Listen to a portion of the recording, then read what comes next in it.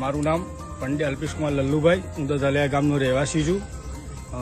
Ward number 3ના અંદર રહું છું અને વારંવાર ટીન્ટોજીબીના અંદર રજૂઆતો કરી, લેખિત અરજીઓ આપી, મૌખિક અરજીઓ આપી, છતાં પણ અધિકારીઓ કોઈપણ જાતનો સાચો જવાબ આપતા નથી અને કોઈપણ જાતનું જે કોઈ પ્રોબ્લેમનું સોલ્યુશન છે, કેટલાય ટાઈમથી છે એ પ્રોબ્લેમનું સોલ્યુશન આજ સુધીમાં કોઈપણ જાતનું કરવામાં આવતું નથી.